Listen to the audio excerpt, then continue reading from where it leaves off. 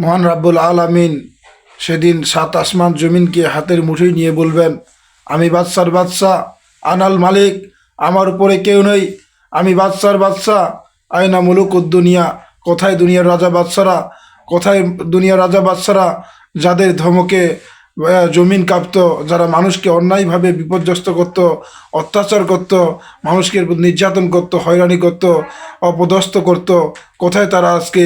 যারা মানুষকে বিভিন্নভাবে বিপদের মুখে ফেলে তাদেরকে বিভিন্নভাবে ক্ষতিগ্রস্ত করত, আল্লাহ তাআলা এভাবেই হুনকার দিয়ে বলবেন, আসো আমার আমার সামনে। প্রিয় ভাইয়েরা, আজকে দেখেন যত বড়ই রাজা রাজা বাদশাহ হোক না কেন, তার কবরটা কিন্তু মিশে গেছে, তার কবর কিন্তু নাই।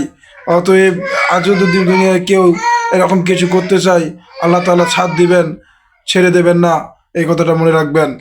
কত সুন্দরী রমণী টকবকে যৌবন ছিল, কত মানুষ ছিল এই পৃথিবী ছেড়ে চলে গেছে, তাদের কবর পর্যন্ত অস্তিত্ব নেই। কত মানুষ ছিল, তারা সোনার চামচে খেয়ে বড় হয়েছে, আজকে তাদের জীবন কিন্তু তারা অতিবাহিত করেছে। আজকে তার কবর পাশের কবরস্থানে দেখেন তার কবরটাও মিশে গেছে, মানুষ তাকে চিরতরে ভুলে গেছে।